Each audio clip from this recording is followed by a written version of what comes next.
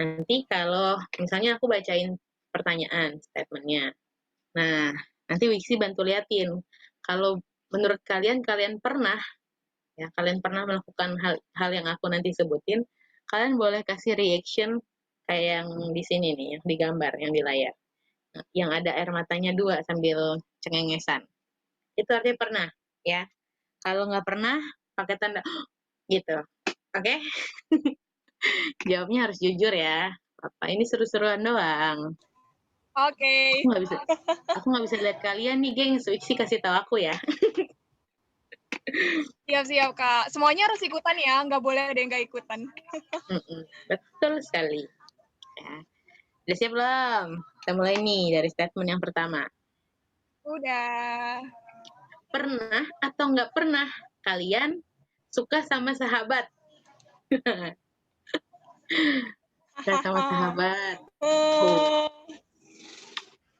Suka sama Kairen nggak sahabat. pernah. Oh, Kak Jin pernah. Sisanya nggak pernah, Kak. Grace nggak pernah, Kairen nggak pernah. Oh, Arka pernah, Evi nggak pernah. Oh my God. Wait. Yang pernah cuma Arka sama Kak Jin. Wih. Sisanya nggak pernah. Kalisa Nice gimana, ya? Kalisa? Jawab dong. Aku nggak pernah. Oh, oke. Tunggu, gengs. Ini udah di-record belum? Aku record dulu ya. Lanjut nih. Lanjut. Statement kedua. Udah di-record kok, Kak. Pernah atau nggak pernah kalian pacaran beda agama? Kalau aku nggak pernah soalnya. Aku nggak pernah pacaran, gengs. Aku juga nggak pernah. Oh, Raymond pernah, Raymond Grace pernah. Oh my God. Sisanya nggak pernah. Oh Evi my pernah. God. Sakit-sakit gitu ya kalau pacaran beda agama ya. Pengalaman. Parah game ya. Oke, berikutnya ya. Buka masa lalu nih, Kak. Aduh, jangan galau, gengs. Baru statement yang kedua soalnya. Lanjut ya. Yang ketiga. Pernah atau nggak pernah kalian pacaran sama mantan sahabat? Kalau tadi kan sahabat. Kalau ini mantan sahabat. Aku nggak pernah. Kairen nggak pernah. Arga nggak pernah. Kajen nggak pernah. Grace nggak pernah. Evin nggak pernah. Sisanya mana nih? Raymond.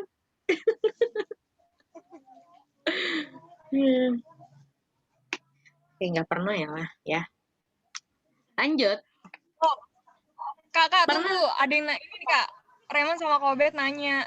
Maksudnya tuh gimana? Maksudnya tuh gimana mantan sahabat? Mantan sahabat maksudnya gimana Kak katanya?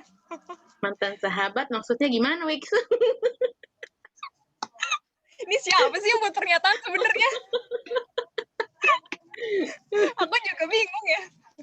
Mungkin itu ya maksudnya pacaran sama mantannya sahabat atau iya gak sih Kak pacaran bisa, sama kita iya, punya betul. sahabat. Kita punya sahabat.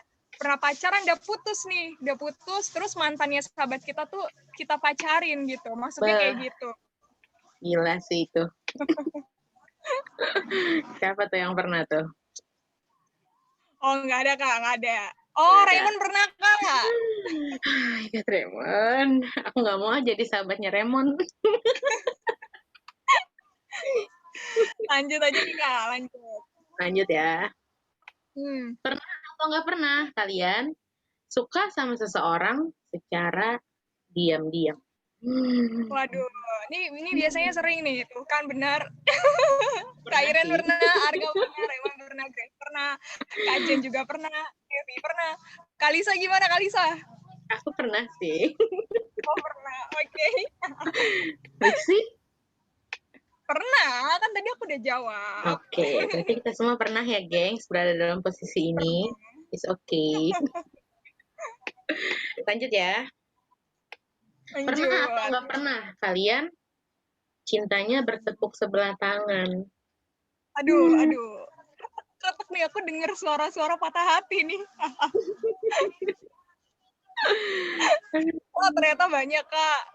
Aku pernah, Raymond pernah, Kak Jen pernah, Grace pernah, Kak Iren pernah, Evi juga pernah. Kalau dari Kalisa gimana nih? Kalisa pernah nggak nih? Of course dong. Ini pengalaman sejuta umat banget ya. Iya. Oke, lanjut ya. Pernah atau nggak pernah kalian nembak gebetan tapi ditolak? Waduh, sakit nih, sakit. Aku sih nggak Aku pernah. nggak pernah. Grace nggak pernah. Karen nggak pernah. Oh, Kajen pernah. Menarik nih pengalamannya nih. Evi juga nggak pernah. Arka nggak pernah.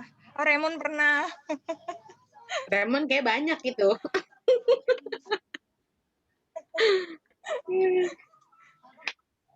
Oke, lanjut ya. Juara berkah. Iya, ya, lanjut. Pernah atau nggak pernah kalian ditikung sama temen? Aduh, perih-perih gimana gitu ya. Oh, Grace pernah. Raymond juga pernah. Oh, Lydia pernah banget ya. Sampai haknya banyak Oh banget my dia god. jawab. Kalisa gimana Kalisa? Kapan Aku ditikung nggak Kalisa? pernah. Oh, nggak puji Tuhan. Nggak ada sakit-sakit gitu ya.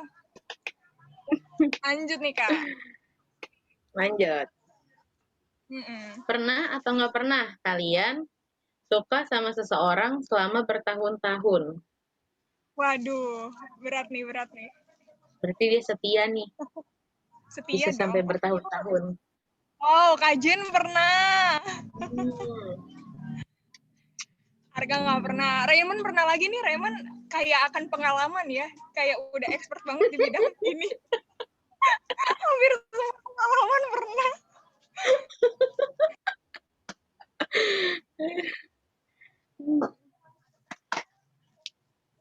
Oke, Oh, baru udah? 3 katanya.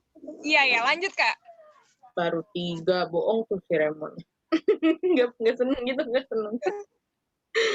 Nanti kita denger lagu Raymond ya kata Kak Obet. Iya, Lagu patah ntar hati kita ya. denger Dari lagunya Raymond nih. Nyanyinya pasti dari hati.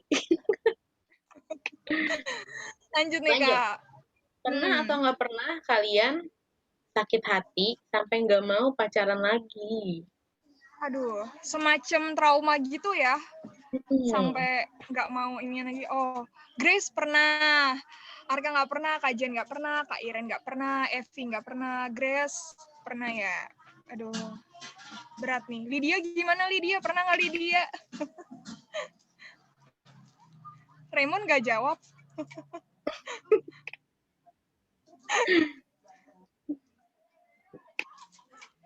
Oh, nggak pernah ternyata. Kirain Oh, pernah. nggak pernah. Oke. Oke, Semangat udah tuh Kak. guys. Lanjut ya. Oh, Lydia pernah tadi. Oh, semangat juga Lydia. Pernah atau nggak pernah kalian putus sewaktu lagi sayang-sayangnya? Aduh, sakit nih. Oh, tahu. Kak Iren pernah, Arka pernah. Ya ampun Kak Iren. Kodip Raymond ya. pernah.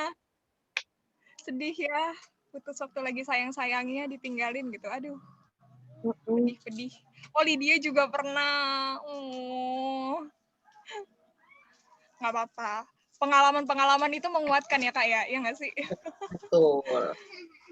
Dan kita jadi tahu sekarang kalau ternyata tuh kita nggak sendiri di beberapa momen tertentu. Ya. Bener. Ternyata banyak juga yang apa ya, yang ngalamin hal-hal yang sama kayak kita alamin gitu. Ada lagi nggak Kak pertanyaannya? Sudah habis. Yeay, oke deh. Nah, tadi kan Raymond paling banyak nih kan pengalamannya kata si Wiksi. Nah, hari ini Raymond mau bawain lagu buatan dia sendiri ya. Ini lagu buatan Raymond sendiri. Mungkin boleh diceritain dulu kali Mon, asal usus lagunya ini kebentuk tuh kenapa Mon? Ya nggak Mon? Kemarin gak ada disuruh gini-gini loh, Miss. Kok tiba-tiba gini? Kan berbagi Tiba-tiba gini. pengalaman. Berbagi Oh, pengalaman tiba-tiba gini. Mon. Perasaan kemarin cuma disuruh Raymond bantuin nyanyi. Reman bentuknya ini aman. Siap. Ternyata zong guys, zong. Ya kan Apa? Reman bisa sharing dikit. Kenapa bisa sampai lagu ini tuh terbentuk gitu? Kebentuknya. Waktu itu lagi ini apa? Habis SBM. Jadi kebetulan aku lulus 2 tahun yang lalu, baru gap year. Tahun ini baru ikut lagi. Tahun kemarin dong, 2020 ikut lagi. Itu tuh jadi pilihannya itu sempat pilih di luar kota. SBM-nya pilih di luar kota, pilih di Makassar waktu itu. Eh, akhirnya dapat. Dapat beneran SBM tuh di Makassar tuh. Wah, stres juga kan. Nggak dapat stres karena dapat di Makassar kan berarti cabut dong ke sono dong. Di sini lagi anget-angetnya lah sama anak-anak sama teman-teman komsel yang lain. Apa namanya? Ya udah nemuin lah di sini teman-teman seperjuangannya gitu. Jadi nggak mau ke sono gitu. Sampai berdoa lah kayak Tuhan jangan deh, jangan. Bukan jangan maksudnya gimana ya? Jadi masih ada aku ikut mandiri 2 lagi. Jadi sisa 2 mandiri lagi, 2 ujian mandiri. Bilang yang mana aja boleh deh Tuhan, yang penting dapat gitu. yang penting dapat yang penting dapat di Jakarta. Itu 2 hari pertama tambah dekat pengumuman mandiri itu tambah dekat kan, terus kayak akhirnya keinget omongan Kobet sih. Kobet selalu bilang kan, belajar untuk nggak pengen apapun sama siapapun gitu. Terus akhirnya ya udah, akhirnya beraniin diri deh, Tuhan sekali ini aja minta ya, sekali gitu kan, tolong di Jakarta gitu, aku mau bertumbuh di sini, aku nggak pengen siapapun dan apapun deh kalau dikasih gitu. Akhirnya pengumuman nih, satu univ nggak dapet. Deg-degan tuh, sisa 1 univ lagi, pengumuman univ 1 lagi akhirnya dapet. Tapi emang sepanjang mau pengumuman itu doanya sama itu terus gitu, Tuhan aku nggak bakal mau apapun sama siapapun. Tapi pas waktu baru dapet nih guys, pas dapet itu aku lagi ngejar yang lain. Ada lagi yang dikejar gitu, ada yang dikejar lah, yang jelas nggak sesuai kayak doanya kan nggak mau siapapun, nggak mau apapun. Tapi habis pengumuman itu langsung ada yang dikejar, bukan pas waktu pengumuman itu sih, secara nggak sadar sebenarnya waktu nunggu pengumuman itu juga udah ada yang dikejar gitu. Sebenarnya udah mulai nggak murni. Sampai di hari itu juga ada satu kejadian gitu yang lagi ngumpul sama temen gitu, terus ada satu statement yang keluar gitu dari dia, gini. Terus aku baru kayak, oh gini Tuhan itu, oh gini gitu. Jadi kan aku janjinya nggak mau apapun, nggak mau siapapun ya. Pas banget di saat itu aku lagi ngejar sesuatu yang aku pengen banget. Aku udah lama, maksudnya kayak apa namanya, udah dicari-cari. Akhirnya ada nih depan mata. Ternyata sakitnya itu kayak tiba-tiba dari hati itu ngomong, nih gue kasih, tapi bukan buat lu milikin, lu buktiin apa yang udah lo omongin ya. Langsung deh lagu ini tercipta guys. Jadi ini lagunya bukan tentang perasaan sih, lagu tentang matiin perasaan. Boleh deh liriknya Misri, ini langsung nyanyi aja. Oke, kita nyanyi bareng-bareng teman-teman, belajar bareng-bareng ya.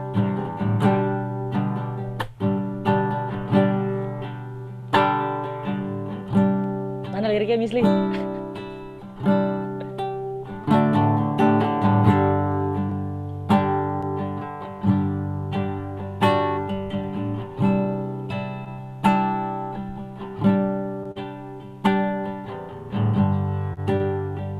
Oke.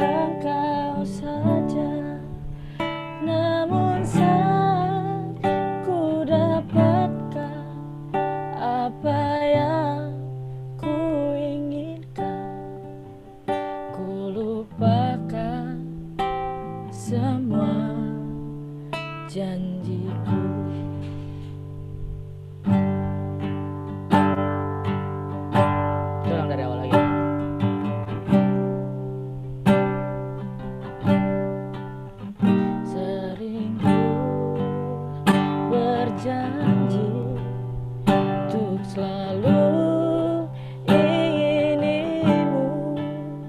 Sering ku berkata ku mau engkau saja, namun saat ku dapatkan apa yang ku inginkan, ku lupakan semua janjiku. Ku ingin melakukan semua yang ku katakan, untuk hidup sesuai dengan keinginanmu. Ku ingin mematikan semua perasaanku yang tak pernah tertuju padamu. Ku ingin melakukan sekali lagi. Ku ingin melakukan semua yang ku katakan, untuk hidup sesuai dengan keinginanmu. Ku ingin mematikan semua perasaanku yang tak pernah tertuju padamu. Pas kita mau ngikutin keinginan Tuhan tuh sakit loh.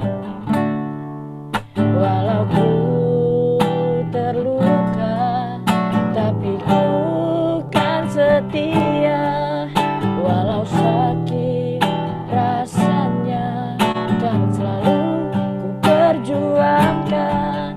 Tak peduli hancurnya hati ini ya Tuhan, hanya Engkau yang aku inginkan.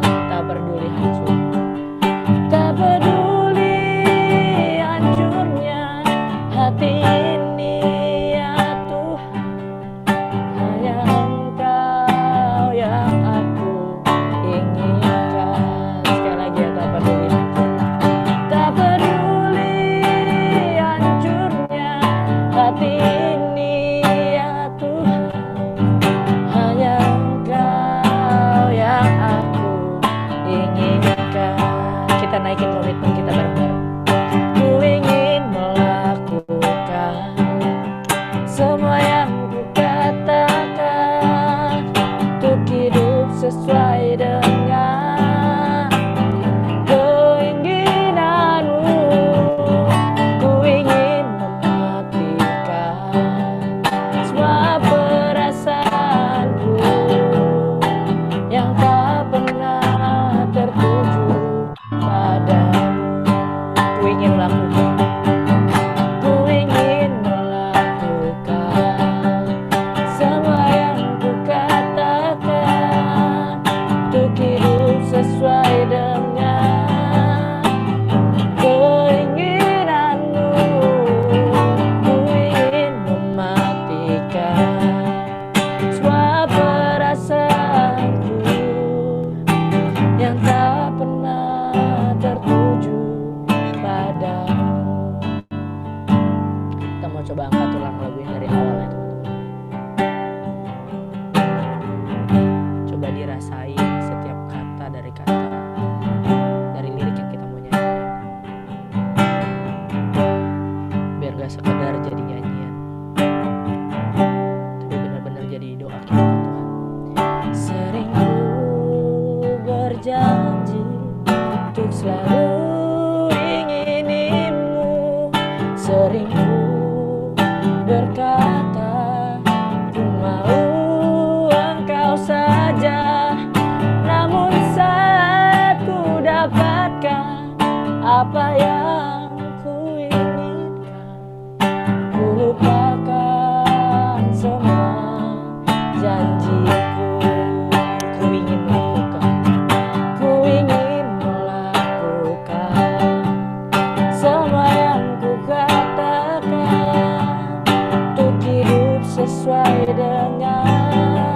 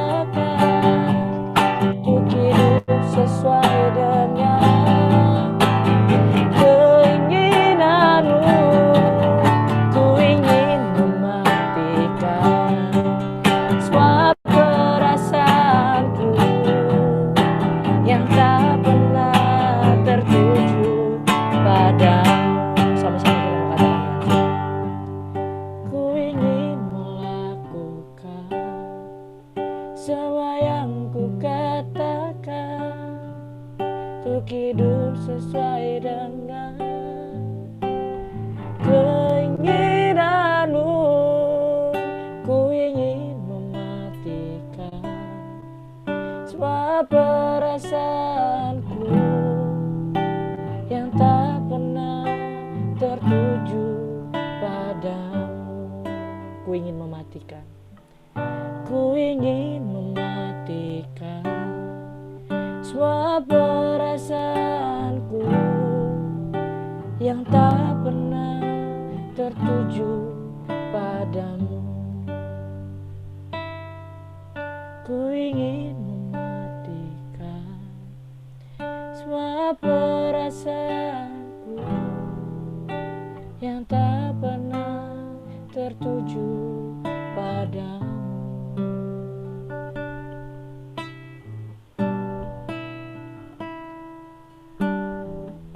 Biar lewat lagu ini Tuhan boleh buka hati kamu, pengertian kamu,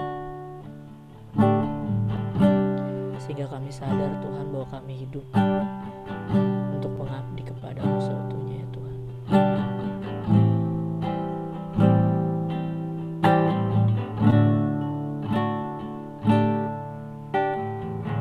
Kau buka mataku, hati dan pengertianku. Hidup ini untuk mengabdi bagimu, disingkat hariku. Kaulah tujuanku, indah kerajaanmu. Di ujung jalanku nampak matahari kehidupannya, tak pernah terbenam. Sekali lagi, kau buka mataku, kau buka mataku, hati dan pengertianku. Hidup ini untuk mengabdi bagimu, disingkat hariku. Kaulah tujuanku,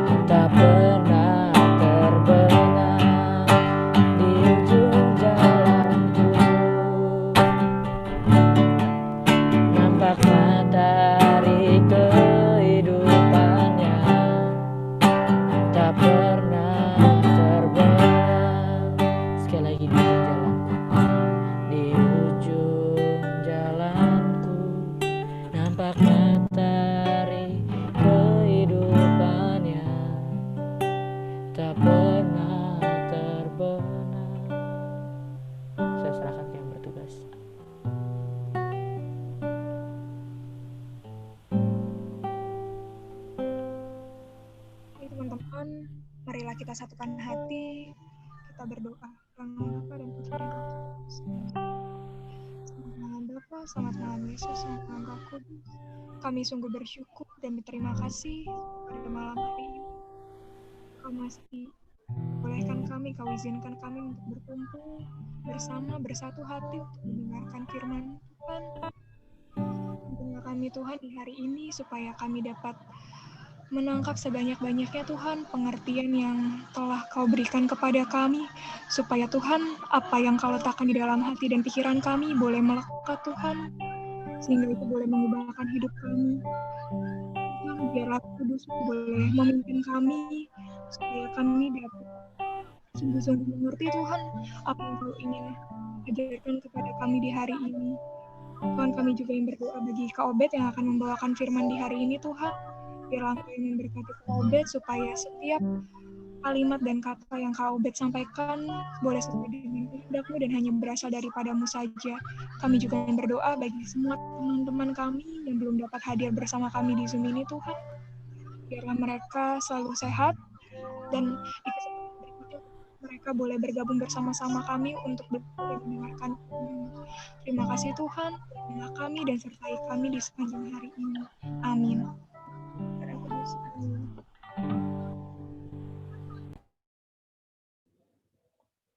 Shalom. Thank you, Mon. Makasih Wiksi yang udah berdoa. Saya dari tadi merinding dengar lagunya Remon, beneran. Ini kalau orang nyiptain lagu dari pengalaman tuh beda sama orang ngarang yang bukan dari pengalaman. Dan saya yakin pasti lagu yang tadi kita dengar itu diciptakan bukan sembarang lagu ya, tapi dari pengalaman. Tentu pengalaman berjalan bersama Tuhan. Kok pengalaman berjalan bersama Tuhan? Karena saya tahu, saya kenal Remon.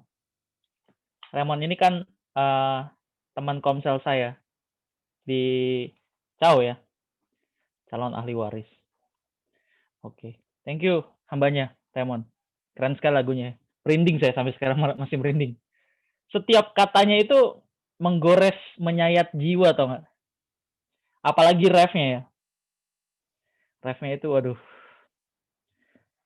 Ku ingin mematikan semua perasaanku yang tak pernah tertuju padamu. Waduh. Ini bukan berat lagi nih. Berat banget. Berat banget. Kenapa berat banget? Karena orang yang udah kenal sama pacaran duluan atau kenal sama cinta dalam arti eros duluan ya, susah dia menghilangkan atau mengendalikan perasaan itu. Ya saya nggak perlu cerita lah tentang pengalaman Remon ya yang saya tahu. Tapi lagu ini benar-benar bagus, benar-benar bagus. Oke, sekarang kita masuk ke pembahasan ya. Sekali lagi makasih buat Remon yang udah bersedia untuk hadir. Oke, hari ini kita bahas tentang pasangan yang cocok. Apa sih yang dimaksud pasangan yang cocok? Nah, ini dia nih. Ini dia nih, seru nih. Nanti kalau ada pertanyaannya di akhir apa boleh diinterupsi, please? Atau teman-teman gimana? Dari Wiksi, dari Lisa. Nanti tetap ada sesi talk show atau jatuhnya tanya jawab aja.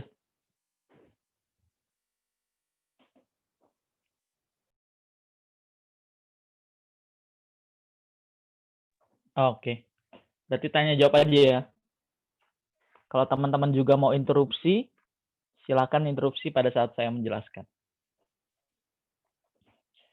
Kebanyakan orang sebetulnya, ini saya mengacu pada kebanyakan orang pada umumnya ya, baik yang beragama Kristen maupun non-Kristen. Kebanyakan orang pada umumnya baru merasa lengkap, baru merasa puas, baru merasa utuh, baru merasa bahagia jika ia memiliki pasangan. Iya apa enggak ya? Iya apa enggak nih? Iya dong, pasti dong. Apalagi yang senyum-senyum ya. Itu kan jawaban sebetulnya. Jadi banyak orang itu yang lengkap, utuh, atau bahagia jika mereka punya pasangan. jika belum masih ada yang dirasa kurang dan belum bisa dikatakan memiliki kebahagiaan yang utuh dan sempurna. Ya elah. Jadi kalau belum punya pasangan nggak bisa dibilang bahagia secara utuh ya. Sebetulnya konsep kebahagiaan kita kalau boleh jujur ini kan banyak diwarnai oleh konsep-konsep yang didapat dari dunia ini. Misalnya apa Kak? Film Korea atau drama Korea. Terus apalagi Kak? Film Disney. Kan setiap film Disney itu kan berakhir bahagia ya endingnya. Endingnya pasti bahagia. Kebanyakan kita ini diwarnain sama konsep-konsep bahagia ala dunia. Nah ini sebetulnya yang membuat banyak orang Kristen tersesat ya. Tersesat. Padahal, oke, nanti saya katakan di awal dulu baru nanti kita bahas ya. Padahal punya pasangan atau nggak punya pasangan nggak menentukan bahagia atau enggak kok. Nggak menentukan lengkap, utuh, nggak jadi masalah maksudnya. Nggak jadi masalah. Sebetulnya keinginan untuk memiliki pasangan adalah hal yang wajar dan sah-sah saja. Tidak salah maksudnya. Karena untuk apa Tuhan menciptakan makhluk manusia itu berlawanan jenis jika bukan untuk berpasangan. Namun yang menjadi masalah adalah ketika seseorang menjadikan pasangan sebagai berhala. Yang jadi masalah adalah ketika seseorang menjadikan pasangan atau punya pasangan itu sebagai berhala. Artinya sebuah keharusan. Tampaknya kita tidak akan merasa lengkap, utuh, atau bahagia. Nah, apa sih yang dimaksud menjadikan pasangan atau mempunyai pasangan sebagai berhala? Artinya adalah kita tidak menjadi lengkap, tidak menjadi utuh, serta bahagia jika tidak memiliki pasangan. Nah, terus pertanyaannya gimana dengan Paulus yang tidak menikah? Bagaimana dengan Tuhan Yesus? Tapi kan dia Tuhan, ingat dia dikosongkan, Filipi 2. Menjadi sama seperti manusia. Makanya nanti next kita bahas kali ya. Apakah Tuhan Yesus bisa suka sama lawan jenis? Tentu bisa. Tentu bisa. Tapi nanti kita bahas ya, ini juga seru. Kalau dibahas sekarang satu persatu nggak akan cukup ya. Oke. Terus gimana? Kita kembali lagi ke pertanyaan tadi. Gimana dong sama Paulus? Gimana sama Tuhan Yesus yang nggak punya pasangan? Gimana dong? Ingat ya, Tuhan Yesus waktu datang ke dunia berinkarnasi menjadi manusia itu dikosongkan sama sekali. Dikosongkan apanya Kak? Ketuhanannya. Menjadi sama seperti manusia. Dalam segala hal. Ya bisa menangis, bisa marah, bisa lapar. Dalam hal kemanusiaan sama dengan manusia. Jadi tidak ada alasan yang mengatakan Tuhan Yesus itu nggak bisa suka sama lawan jenis ya. Nggak bisa suka sama lawan jenis. Dasarnya apa untuk mengatakan itu? Dari sinilah sebetulnya kita menemukan atau mendapat pemahaman mengenai kebenaran bahwa memiliki pasangan atau tidak memiliki pasangan bukanlah sebuah keharusan atau suatu kemutlakan. Ulang ya. Dari cerita, bukan cerita sih, lebih tepatnya contoh ya. Dari contoh Paulus dan Tuhan Yesus yang tidak menikah. Dari sini kita mendapat pemahaman tentang kebenaran. Kita menemukan kebenaran bahwa memiliki pasangan atau tidak memiliki pasangan bukanlah sebuah keharusan. Bukanlah sebuah kemutlakan. Sehingga hal tersebut baru membuat kita menjadi lengkap dan utuh. Terus ada argumen yang berusaha untuk melawan statement saya tadi. Bukannya itu panggilan khusus Paulus sama Tuhan Yesus? Pasti gitu dong. Saya dibalikin gitu dong. Mereka kan gak menikah karena panggilan khusus. Benar gak nih? Pasti ada yang berpikir ke arah sana. Bukannya Paulus dan Tuhan Yesus itu panggilan khusus? Bukankah itu semacam panggilan khusus yang diemban oleh Paulus dan Tuhan Yesus? Jawabnya adalah bisa jadi demikian. Bisa jadi demikian.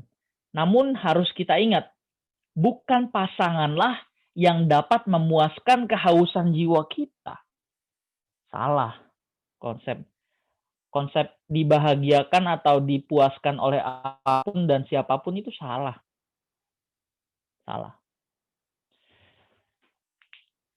Oke, kita buka Roma 3 ayat 23 deh. Ini ayat sangat familiar ya.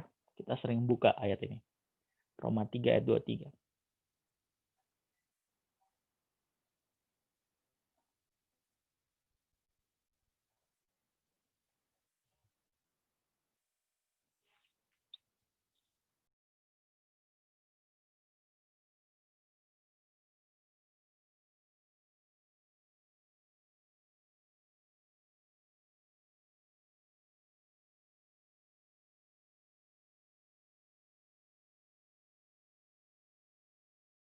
Oke, sekalian tolong dibaca.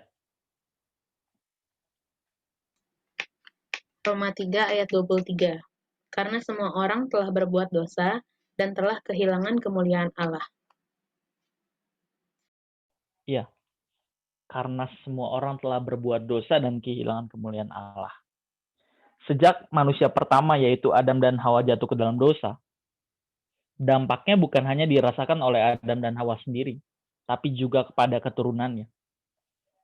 Kepada keturunannya. Sebetulnya ayat ini mau mengatakan ya, sejak manusia jatuh ke dalam dosa maksud saya, ada bagian yang hilang dalam diri manusia. Ada rongga kosong yang terdapat dalam jiwa manusia yang tidak dapat diisi dengan apapun dan siapapun kecuali Tuhan. Ulang ya.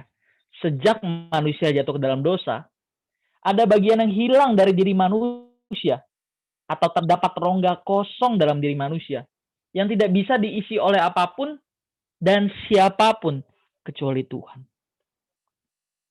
Kecuali Tuhan. Nanti ini akan lebih dijelaskan di akhir pembahasan ini. Kalau cukup waktunya ya. Oke, terima kasih ayatnya. Jadi kenyataan akan adanya rongga kosong dalam jiwa manusia yang tidak bisa diisi oleh apapun dan siapapun inilah selain Tuhan ya, yang membuat manusia sebetulnya tidak bisa puas, tidak bisa lengkap, tidak bisa utuh kalau atau sebelum dia menemukan Tuhan. Nah, sementara orang dunia gimana, Kak? Mereka kelihatannya puas-puas saja tuh. Mereka membangun kepuasan lain. Mereka menciptakan rongga kosong yang lain. Mereka menciptakan rongga kosong yang lain. Mereka tidak akan sanggup memahami atau menghayati bahwa ada rongga kosong yang tidak bisa diisi oleh apapun dan siapapun kecuali Tuhan. Makanya kalau kita belajar teori kebutuhan Maslow ya, kebutuhan dasar Maslow. Kebutuhan tertinggi apa? Kebutuhan aktualisasi diri. Jadi yang pertama adalah kebutuhan fisiologis, yaitu kebutuhan untuk makan, minum, istirahat, seks. Kemudian kebutuhan akan rasa aman. Yang kedua. Yang ketiga kebutuhan akan rasa cinta. Yang keempat kebutuhan akan penghargaan. Dan yang kelima adalah kebutuhan akan aktualisasi diri. Pada saat satu kebutuhan terpenuhi, maka muncul kebutuhan yang lebih tinggi untuk dipenuhi. Apa tuh? Misalnya kebutuhan pertama udah terpenuhi nih. Muncul kebutuhan lain nih yang lebih tinggi yang menuntut untuk dipenuhi. Kebutuhan apa tuh? Tadi udah disebut. Kebutuhan akan rasa aman. Setelah terpenuhi, muncul lagi yang lebih tinggi. Demikian seterusnya. Sampai satu titik mencapai level yang paling atas, aktualisasi diri apakah tetap menjadi lengkap dan utuh jika manusia sudah mencapai atau mendapatkan 5 kebutuhan dasar itu? Belum. Nangkep maksud saya nggak nih? Apakah seseorang yang sudah lengkap atau terpenuhi kebutuhan dasarnya, dia bisa dikatakan bahagia, lengkap, dan utuh? Belum. Ingat ya, ada rongga kosong yang terdapat dalam jiwa manusia yang tidak bisa diisi oleh apapun dan siapapun kecuali Tuhan. Karena menurut ayat tadi, karena semua orang telah berbuat dosa dan kehilangan kemuliaan Allah. Yang hilang apa dalam diri manusia? Kemuliaan Allah. Kemuliaan Allah itu apa?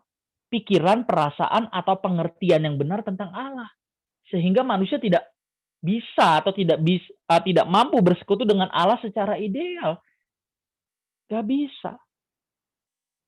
Nah, ini sama dengan sebetulnya kita nggak bisa berkomunikasi atau bersekutu dengan Tuhan, yang sama dengan kehilangan Tuhan. Oke, kita lanjut ya. Di sisi lain kita juga tidak bisa memungkiri atau menutup mata terhadap kenyataan mengenai tingkat perceraian yang mengalami peningkatan setiap tahun sejak tahun 2015. Ini berdasarkan data yang saya peroleh dari Badan Peradilan Agama Mahkamah Agung. Jadi sejak tahun 2015 tuh bukan sebelumnya tidak mengalami peningkatan, maksudnya mengalami peningkatan yang cukup signifikan sejak tahun 2015. Nih, ini yang saya kutip ya dari data yang saya peroleh dari Badan Peradilan Agama Mahkamah Agung. Tahun 2015 terdapat 394.246. 394.000 kasus. Kemudian 2016 terdapat 401.717.000 kasus meningkat. Tahun 2017 415.000 kasus. Tahun 2018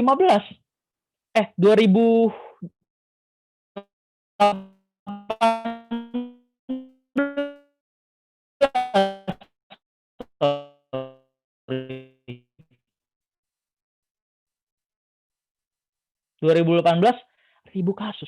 Itu per Agustus loh. Per Agustus.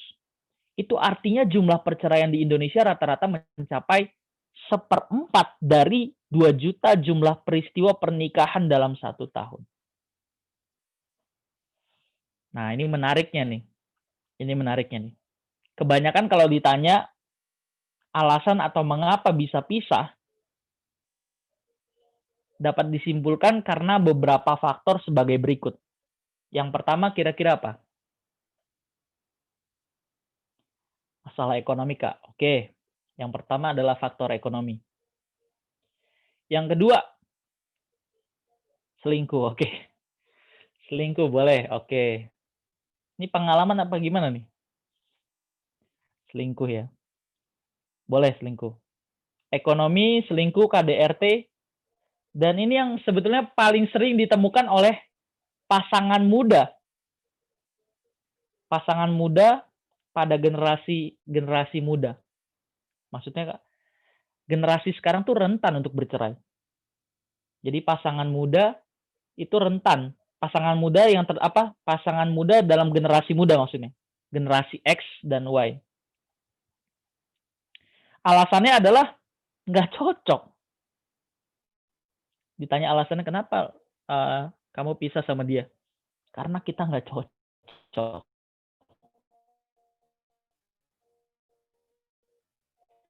Kan tema pembahasan kita sekarang kan pasangan cocok ya. Apa sih maksudnya nanti belakangan. Tapi kalau kita kembali ke kasus tentang banyaknya generasi muda, khususnya pasangan muda yang rentan untuk bercerai ya, alasannya adalah karena tidak cocok. Karena nggak cocok. Terus kalau dikatakan tidak cocok, apanya yang nggak cocok? Kalau dibilang nggak cocok, apanya sekarang yang nggak cocok? Ini sebetulnya pertanyaan yang patut kita renungkan. Apanya yang nggak cocok?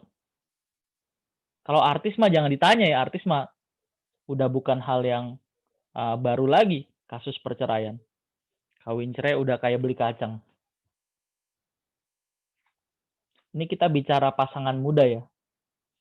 Pasangan muda generasi sekarang yang tingkat perceraiannya lebih rentan atau cenderung tinggi. Alasannya nggak cocok. Apanya yang nggak cocok? Kalau sebenarnya kita belajar tentang laki-laki dan perempuan, kalau kita belajar tentang laki-laki dan perempuan, ya yang paling familiar tuh pembahasan John Gray ya, Mars and Venus. Jadi kenapa namanya Mars and Venus? Karena laki-laki dan perempuan itu digambarkan Dua makhluk dari planet yang berbeda terus ketemu. Lucu ya, dinamanya Mars and Venus. Kalau kita mempelajari tentang laki-laki dan perempuan yang digambarkan sebagai dua insan yang berasal dari planet yang berbeda, yang tadi saya bilang Mars and Venus, memang sampai kapanpun tidak akan pernah cocok.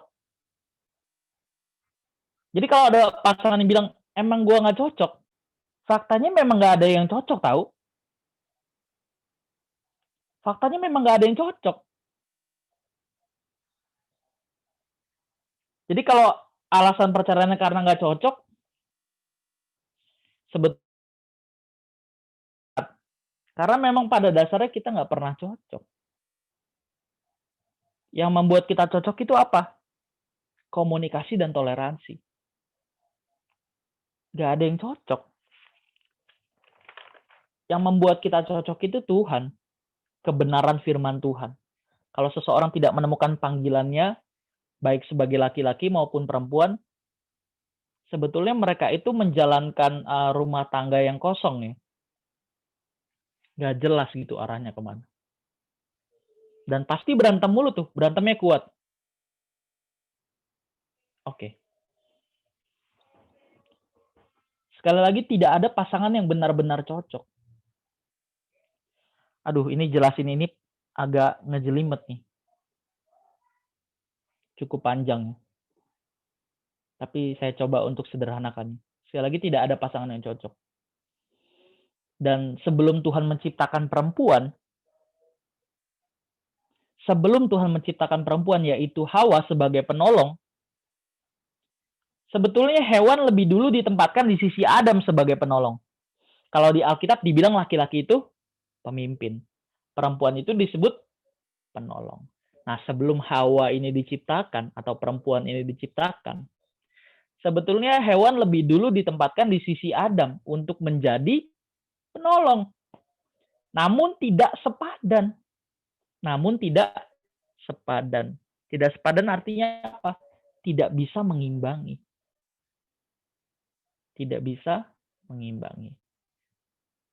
Tentu dalam konteks menggenapi tujuan atau agenda Allah yang besar. Adam ini kan diciptakan untuk menggenapi agenda Allah yang besar. Bukan hanya mengelola bumi ini, bukan hanya mengelola alam fisik, tapi juga menaklukkan alam metafisik. Apa tuh? Mengalahkan iblis. Sebelum bumi diciptakan udah ada iblis tuh. Sebelum manusia diciptakan udah ada iblis tuh. Ingat, sebelum bumi dan manusia diciptakan udah ada iblis. Ya, yang kita kenal the fallen angel ya, malaikat yang jatuh. Iblis jatuh maka dibuang ke bumi. Baru di situ ditaruhlah manusia. Tujuannya buat bertanding sebetulnya. Manusia melawan iblis. Mengalahkannya gimana, Kak? Nah, ini yang disebut sebagai perlombaan ketaatan. Ini panjang juga nih. Ini bukan saya menghindar ya. Kalau teman-teman yang udah ngerti pembahasannya, pasti tahu yang saya omong ini bukan ngeles gitu. Karena memang panjang gitu. Sulit kalau untuk dijelaskan secara singkat atau sekarang. Sulit. Tapi nanti pasti pelan-pelan kita akan ke sana, kita akan bahas. Teman-teman tetap setia aja duduk ikutin pembahasan. Lama-lama teman-teman jadi cerdas nanti. Tentu cerdas memahami kebenaran dan memandang kehidupan ini. Sehingga dalam mengambil keputusan, kita nggak salah lagi. Tentu sesuai dengan kebenaran firman ya. Ini susahnya sebetulnya ngajak anak muda ya. Untuk belajar firman. Karena lebih tertarik sama dunia. Oke, kita kembali ke pembahasan tadi ya. Sekali lagi sebelum Hawa diciptakan, hewan itu sudah ditempatkan di sisi Adam sebagai penolong. Cuma dalam realisasinya, hewan tidak bisa mengimbangi Adam untuk menggenapi tujuan Tuhan. Makanya tadi saya sempat singgung, kalau kita belajar tentang laki-laki dan perempuan, aduh, memang kita ini nggak cocok sebetulnya. Sampai diistilahkan oleh seorang profesor yang bernama John Gray. Dia bilang, laki-laki dan perempuan itu ibarat dua insan dari planet yang berbeda, Mars and Venus. Saya bukunya lengkap itu, Mars and Venus. Lengkap. Tebel-tebel segini. Bisa aja sih saya ambil sekarang, cuma buat apa juga kan. Nanti kita juga belajar itu kok tentang laki-laki perempuan. Oke. Jadi sejatinya manusia yang berlawanan jenis,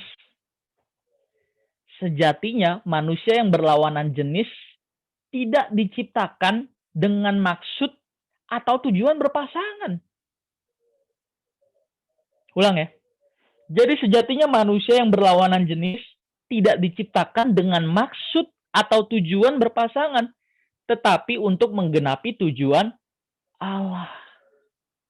Terus buat apakah laki-laki sama perempuan itu menikah? Nah, ini yang disebut sebagai mandat prokreasi. Mandat prokreasi. Dari kata produksi dan rekreasi. Namanya prokreasi kalau digabung. Prokreasi itu apa? Produksi itu artinya mencetak keturunan ilahi. Kita punya anak lalu dibimbing untuk mengenal Tuhan sehingga anak itu punya kesadaran bahwa dia diciptakan oleh Tuhan dan bagi Tuhan. Ini yang dinamakan mencetak keturunan ilahi. Kemudian rekreasinya apa? Ya sarana rekreasinya ya hubungan badan. Mandat prokreasi. Nangkep ya? Oke. Kita buka deh Kejadian 2 ayat 18. Kejadian 2 ayat 18.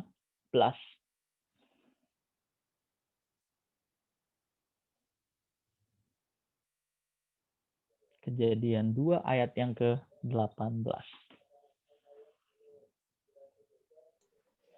Kejadian 2 ayat 18. Tuhan Allah berfirman, "Tidak baik kalau manusia itu seorang diri saja. Aku akan menjadikan penolong baginya, yang sepadan dengan dia."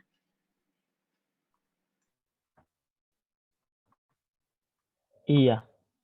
Sekali lagi sebelum Tuhan itu menciptakan Hawa, Tuhan itu sudah lebih dulu menempatkan hewan di sisi Adam untuk dijadikan sebagai penolong. Cuma nggak sepadan dalam realisasinya. Maka Tuhan berfirman, tidak baik kalau manusia itu seorang diri saja.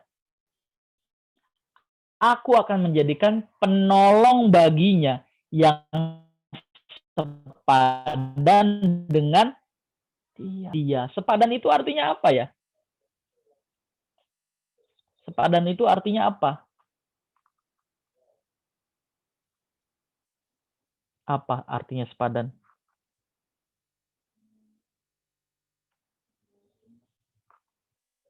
Betul. Sepadan itu artinya setara, seimbang. Nggak ada yang lebih hebat. Jadi kalau ada yang bilang laki-laki itu lebih hebat, lebih perkasa daripada perempuan, ini sebetulnya nggak apple to apple ya. Nggak bisa dibandingkan.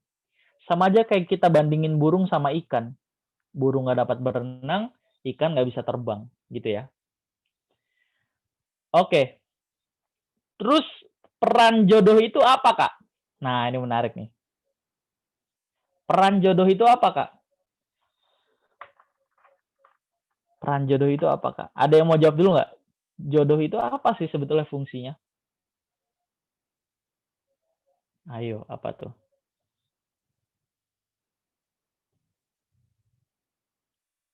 Kalau ditanya bingung ya. Tapi kita pengen pacaran. Kalau ditanya bingung. Oke, Wiksi jawab penolong. Tapi tanda tanya ya, penolong, Kak. Iya, bener sih. Untuk melengkapi kekurangan pasangan. Iya, betul. Apalagi? Apalagi? Udah, itu aja? Oke.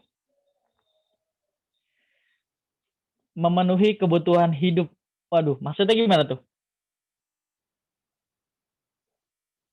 Memenuhi kebutuhan hidup yang gimana tuh?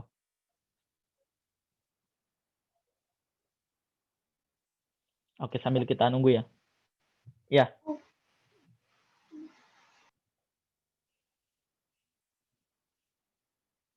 Oke. Sebetulnya jodoh itu untuk apa sih? Nanti kalau menjawab pertanyaan ini sebetulnya kita harus bahas tentang apa itu pacaran dulu sih. Tapi nggak apa-apa sih. Saya langsung jawab.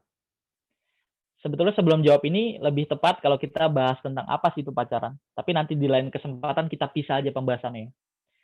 Sebetulnya peran jodoh itu adalah sparring partner. sparring partner. Makanya sering berantem. Tapi kalau berantemnya intensitasnya sering banget ya, namanya nggak bertumbuh ya. Sampai akhirnya berakhir pada perceraian. Jadi kalau dalam pasangan itu berantem itu hal yang biasa. Membangun itu di mana-mana pada saat kondisinya hancur. Nangkep nggak nih? Pada saat kondisinya hancur, itu namanya membangun. Kalau kondisinya baik-baik aja, misalnya gedung. Gedung baik-baik aja. Ayo kita bangun gedung. Gedungnya baik-baik aja, apa yang mau dibangun ya? Tapi kalau gedungnya itu rusak atau perlu direnovasi, itu namanya disebut membangun.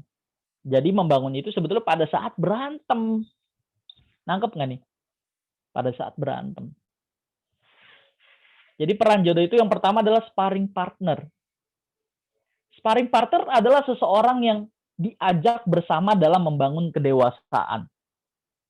Seseorang yang diajak bersama membangun kedewasaan. Tentu untuk semakin serupa dengan Tuhan Yesus. Tentu untuk semakin serupa dengan Tuhan Yesus. Terus yang kedua adalah mencetak keturunan ilahi. Yang tadi disebut mandat prokreasi. Jadi sebetulnya menikah itu bukan soal mencari kebahagiaan, tapi memberi kebahagiaan. Ulang ya, jadi sebenarnya menikah itu bukan saling mencari kebahagiaan, tapi saling memberi kebahagiaan. Kalau sama-sama ngerti firman Tuhan, terus sama-sama bertumbuh, waduh. Berantem sebesar apapun masalahnya ya, pasti bisa nyikapin ya. Bisa nyikapin. Namanya juga sparring partner. Tadi ya, seseorang yang diajak bersama dalam membangun kedewasaan. Tapi teman-teman jangan pacaran dulu kalau nggak ngerti artinya pacaran itu apa. Jangan pacaran dulu kalau nggak ngerti pacaran itu apa. Pacaran itu tujuannya untuk menikah. Kalau teman-teman belum kepikiran atau belum punya gambaran untuk menikah, atau menyadari diri belum layak untuk menikah karena belum dewasa ya. Sebetulnya menikah itu ada 4 kriterianya. Dewasa mental, finansial, dewasa usia, sama dewasa spiritual. Nanti kapan-kapan kita bahas deh. Waduh. Ya kan itu dulu, jangan kalau sekarang kalau udah ngerti kebenaran ya janganlah. Jadi jangan pacaran kalau nggak niat buat menikah ya, sekali lagi. Yang ada kamu hancur. Kamu pasti hangus di situ. Hangus di pacaran. Ya entah hangusnya dalam berantemnya atau pada saat putus, hangus kamu di situ. Hancur. Makanya belum pernah pacaran sama sekali saya angkat topi ya. Buat teman-teman yang tadi kan ada pertanyaan nih siapa yang belum pernah pacaran. Tadi nggak ada pertanyaan ya? Tapi sempat disinggung kan, aku belum pernah pacaran. Oke. Bagus. Tapi jangan senang dulu, pertandingannya belum selesai ya. Pertandingannya belum selesai. Oke. Sampai sini dulu ada yang mau nanya nggak? Kalau nggak ada kita lanjut sedikit lagi nih. Lanjut dulu ya. Oke. Sebetulnya sehebat apapun manusia, manusia tetaplah makhluk yang terbatas. Sehebat apapun orang, dia tetaplah makhluk yang terbatas.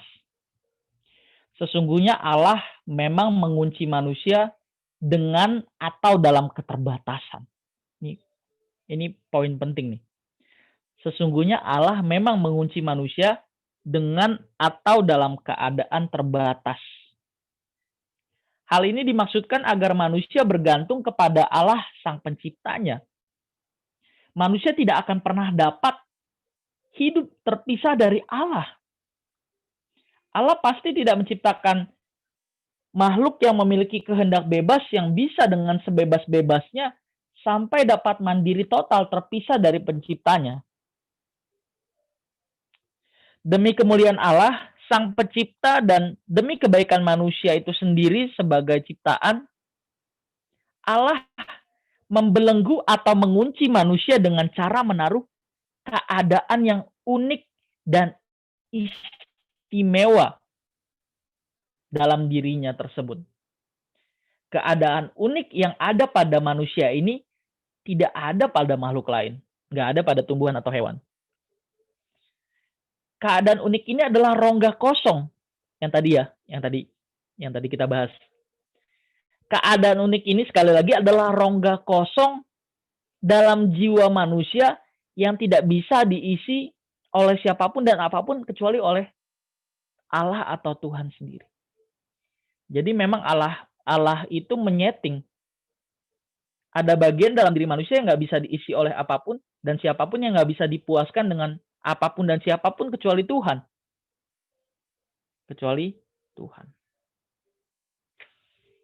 Nah, orang yang nggak pernah berurusan atau bergumul atau belajar kebenaran secara memadai atau lengkap, dia nggak akan pernah mengerti kehausan dalam jiwa manusia seperti yang dibahas di dalam Roma 3 ayat 23 tadi. Malah dia menciptakan kehausan lain. Dia malah menciptakan kehausan lain. Ketergantungan pada Tuhan bukanlah ketergantungan yang memperbudak manusia, sehingga manusia kehilangan kemerdekaan, kebebasan, atau kebahagiaan. Justru kemerdekaan manusia terletak ketika manusia menggantungkan suasana suka disebut sebagai kebahagiaan sejati. Kebahagiaan sejati. Kebahagiaan yang nggak bisa hilang. Kebahagiaan yang permanen. Oleh sebab itu seharusnya kita dapat merasakan kehausan dalam jiwa kita, yaitu kehausan terhadap Tuhan. Tahu nggak sih kenapa manusia itu nggak pernah puas? Orang udah kaya, terkenal ya, kaya, terkenal, terus ganteng atau cantik. Tapi banyak loh yang bunuh diri. Kenapa? Yes. Berarti kan ada sesuatu yang kurang di dalam dirinya ya kan? Ada yang belum lengkap di dalam dirinya. Padahal banyak orang ngejar posisi itu loh. Cantik atau ganteng, kaya terus terkenal atau punya posisi atau kedudukan tinggi. Tapi kok banyak yang bunuh diri?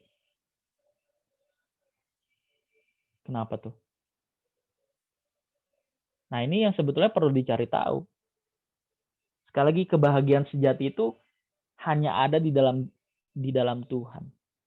Kekosongan di dalam jiwa kita ini hanya bisa penuh atau terisi kalau kita membiarkan Tuhan untuk menguasai hidup kita. Membiarkan Tuhan menguasai hidup kita artinya kita terus memberi diri untuk belajar kebenaran sehingga dalam segala gerak hidup kita melakukan kehendak Tuhan.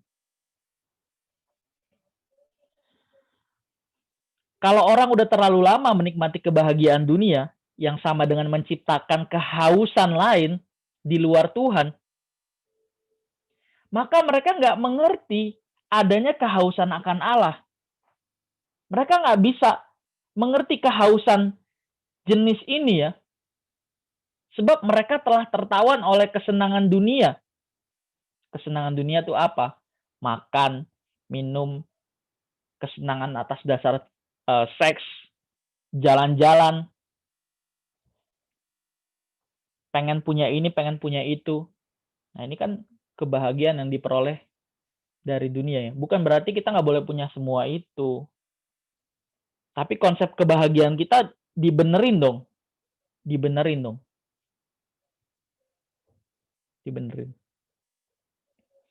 Kehidupan yang tertawan oleh dunia ini dalam waktu yang lama sebetulnya akan membuat seseorang sampai pada titik tidak balik atau point of no return.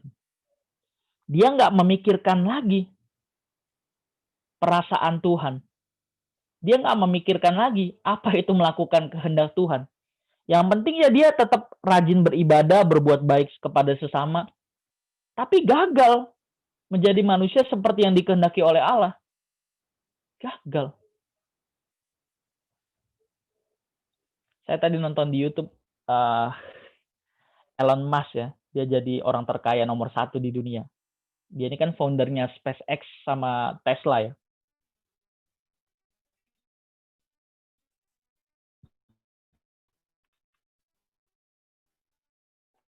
sama The Boring Company. Ada yang mengandalkan bumi ini. Tapi kita bisa membangun kehidupan di planet-planet lain. Keren sih. Tapi kalau kita mengharapkan membangun hidup atau kenyamanan di bumi ini sampai berapa lama sih?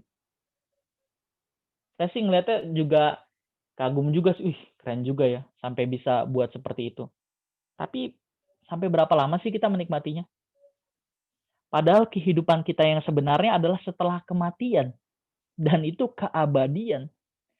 Kebanyakan orang itu mempersiapkan diri untuk menghadapi masa depan di bumi ini. Tapi dia tidak pernah berurusan dengan nasib kekalnya atau kehidupan setelah kematian. Dan menyakitkannya adalah keabadian.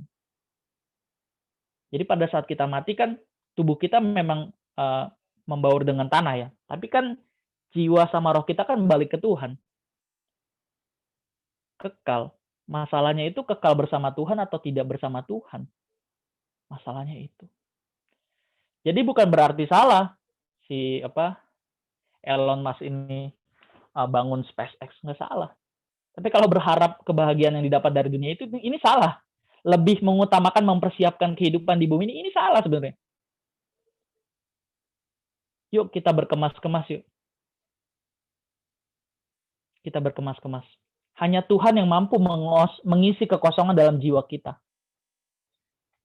Jadi sebetulnya pasangan kita itu Tuhan, bukan yang lain. Jadi kalau judul pembahasan kali ini adalah pasangan yang cocok itu Tuhan. Yang bisa mengisi kekosongan dalam jiwa atau batin kita itu hanya Tuhan. Nah, orang dunia nggak akan mengerti apa yang saya katakan kalau dia tidak pernah mengusahakan diri untuk belajar mengerti apa yang Tuhan mau dan melakukan. Gak bakal bisa ngerti. Ingat, pemahaman yang didapat dari kebenaran firman Tuhan itu dipercayakan loh. Bukan sekedar dipelajari loh. Makanya kenapa banyak seorang sarjana teologi atau bahkan sudah sampai mencapai strata tertinggi yaitu strata 3. Tapi bisa loh pindah agama. Bisa loh jadi ateis. Kenapa? Karena dia nggak mengalami Tuhan. Dia hanya mengalami Tuhan dengan akalnya saja. Tapi tidak mengalami Tuhan secara langsung. Tidak mengalami Tuhan secara langsung. Ini sebetulnya ngeri ya. Ngeri. Jadi kalau kita berharap kita bahagia karena sesuatu oleh apapun dan siapapun, teman-teman pasti akan berakhir dengan kekecewaan. Pasti. Pasti. Karena yang mampu mengisi, sekali lagi, yang mampu mengisi kekosongan dalam jiwa kita itu hanya Tuhan. Nah ini kan nggak bisa saya bagikan. Ini sesuatu yang harus teman-teman alami. Kalau dari muda kita fokus ngejar Tuhan, waduh, enak deh pas mau meninggal. Kita nggak kayak orang ketakutan. Orang mati tuh ketemu Tuhan senang harusnya ya. Tapi pada faktanya atau pada kenyataannya, banyak orang yang mau meninggal itu nggak siap. Aduh, gue takut mati. Aduh, kenapa takut mati? Iya, gue masih belum punya anak. Kan biasa gitu argumennya. Waktu itu kan 2012 sempat gonjang-ganjing mau kiamat ya.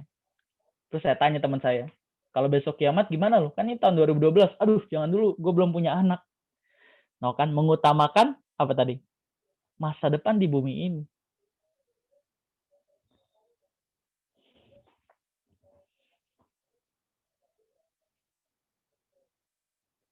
Kalau orang sampai pada titik yang disebut point of no return ya, titik tidak balik, karena dia terlalu diwarnai oleh kesenangan dunia, dia udah nggak bisa diajak lagi untuk pulang ke surga. Nggak bisa diajak lagi untuk ngomongin kekekalan. Udah nggak bisa diajak pergi ke kekekalan. Karena bagi dia rumahnya ya di bumi ini, bukan di langit baru, bumi baru.